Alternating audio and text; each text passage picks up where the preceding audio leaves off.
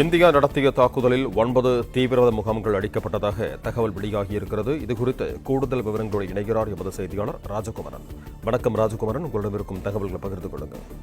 மொத்தமாக 9 பகுதிகளில் இந்த தாக்குதல் நடைபெற்றிருக்கின்றது. அந்த 9மே தீவிரவாதிகள், அதாவது இந்தியாவிற்கு எதிராக தொடர்ந்து செயல்பட்டு வரக்கூடிய இந்திய ராணுவ வீரர்கள் மீது குண்டு வைத்து தாக்குதல் நடத்தக்கூடிய, காஷ்மீருக்குள் கொஞ்சம் கொஞ்சமாக ஊடுருவி வந்து அவ்வப்பொழுது தாக்குதல் நடத்தி கொண்டிருக்கக்கூடிய இந்த ஜெய்ஷ் இ முகமது, லஷ்கர் இ தொய்பா, முஜாஹிதீன்கள் போன்ற தீவிரவாத குழுக்களுக்கு சொந்தமான பயிற்சி தளங்கள் இருக்கக்கூடிய இடங்களையும் குறிபார்த்துதான் தற்பொழுது இந்த தாக்குதலை நடத்தி முடித்திருக்கின்றார்கள்.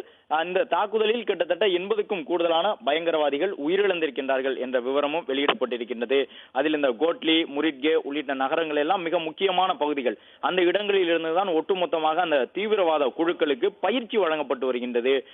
இது போன்ற நபர்கள் தான் பின்னர் தீவிரவாதிகளாக மூளைச்சலவை செய்யப்பட்டு பாகிஸ்தானின் பல்வேறு இடங்களில் இருந்து அழைத்து வரப்படக்கூடிய இளைஞர்களை மூளைச்சலவை செய்து ஆயுத பயிற்சி கொடுத்து தற்கொலைப்படை தீவிரவாதிகளாக மாற்றக்கூடிய விதமான அந்த செயல்பாடுகளை மேற்கொள்ளக்கூடிய பகுதிகளில்தான் இந்த 9 தாக்குதலும் நடைபெற்று முடிந்திருக்கின்றன.